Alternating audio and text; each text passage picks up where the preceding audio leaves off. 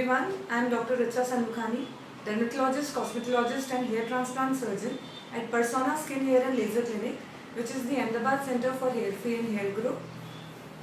Hope you are taking all the precautions and keeping safe during this corona times. आज मैं आप लोगों से बात करने आई हूँ हेयर ग्राफ्ट्स और डोनर एरिया के बारे में। जब भी हम हेयर ट्रांसप्लांटेशन की बात करते हैं तब हमेशा आपके hair transplantation surgeons hair grafts की बात करते हैं, तो हमारे लिए ये समझना ज़रूरी है कि हेयर ग्राफ्ट होता क्या है। तो हम वन बाय वन एक एक क्वेश्चन को एड्रेस करके और फिर मैं डिटेल में आपको उसके बारे में बताती हूँ। सबसे पहले क्वेश्चन ये आता है कि ये हेयर ग्राफ्ट होते क्या हैं।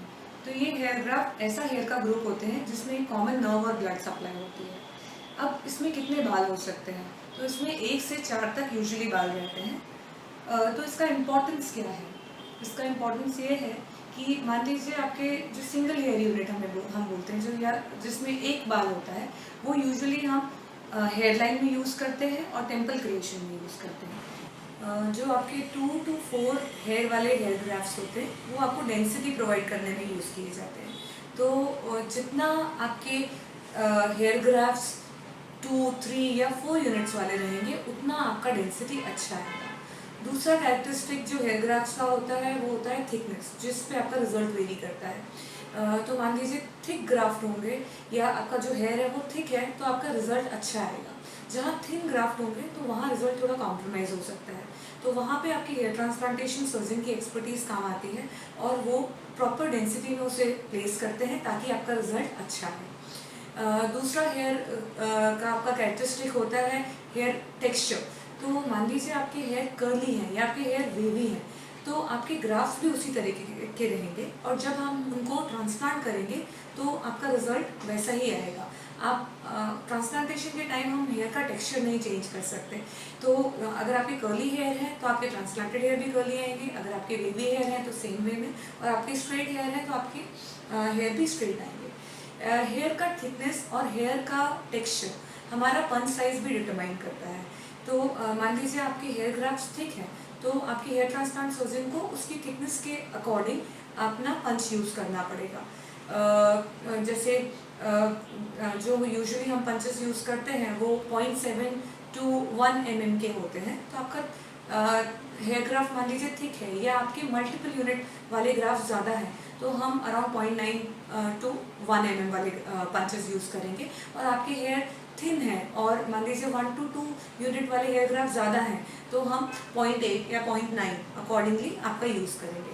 सिमिलरली जैसे आपका हेयर टेक्सचर है तो अगर वो थोड़ा वेवी है तो हेयर का जो एंगल रहता है जब वो स्किन से निकलता है वो भी थोड़ा सा चेंज हो जाता है।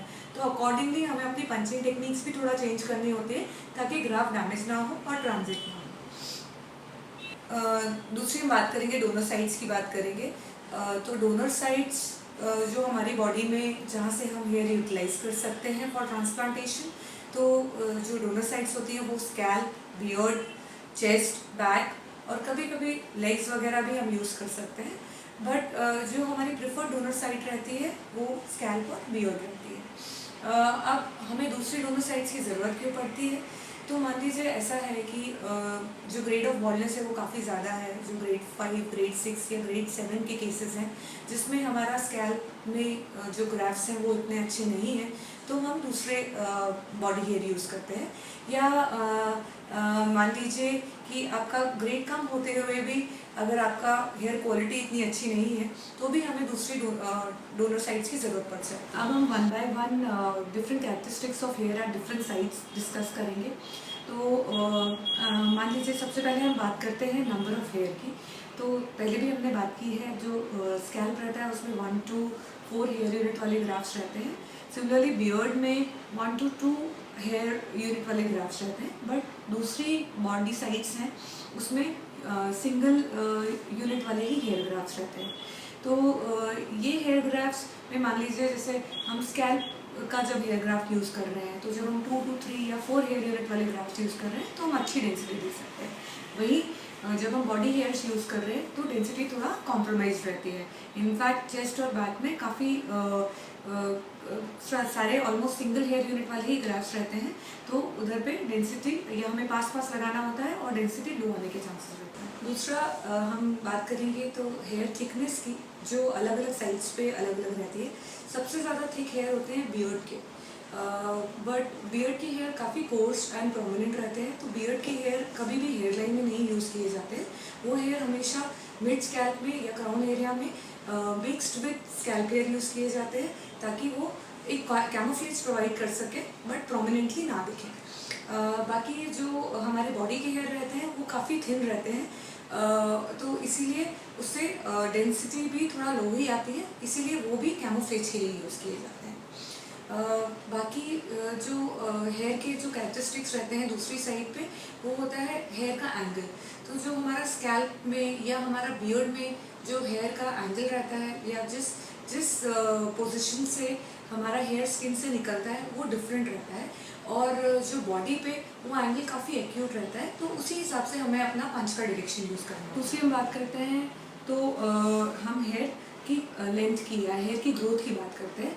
तो जो हमारे स्कैल्प के हेयर रहते हैं या हमारे बियर्ड के हेयर रहते हैं, वो काफ़ी लेंथ तक ग्रो कर सकते हैं, बट वहीं हमारे बॉडी हेयर्स इतनी लेंथ तक ग्रो नहीं कर सकते। वो यूजुअली बेबी हेयर रहते हैं, उनका लेंथ लिमिटेड ही रहता है, तो वो अपने सेम कैरेक्टरिस्टिक्स ट्रांसप्लांटेड एरिया में भी फॉलो करते हैं, तो बॉडी के लिए हुए बाल इतना ज़्यादा लेंथ में ग्रो नहीं करते। बाकी हम बात करते हैं हेयर साइकिल की। तो आप ये डिफरेंट बॉडी साइड्स पे हेयर का ग्रोइंग फेज भी अलग अलग रहता है। तो मान लीजिए जैसे स्कैल्प हेयर का है, तो वहाँ पे हमारे जिसको हम एनाजन फेज बोलते हैं, तो स्कैल्प हेयर पे हमारी एनाजन फेज अराउंड 3 इयर्स की रहती है। वहीं बियर्ड में या बाकी बॉडी हेयर्स में अराउंड 3 मंथ्स का रहता है। तो उसी तरह से उनका शेडिंग होगा। जो हमारा स्कैल्प का हेयर रहेगा वो हमारे ट्रांसप्लांटेड एरिया में लॉन्ग टर्म चलेगा और ज़्यादा ग्रो करेगा, बजाय बॉडी हेयर बार बार शेड होगा और बार बार रीग्रो करेगा। Informative and has cleared your doubts regarding hair grafts and donor area.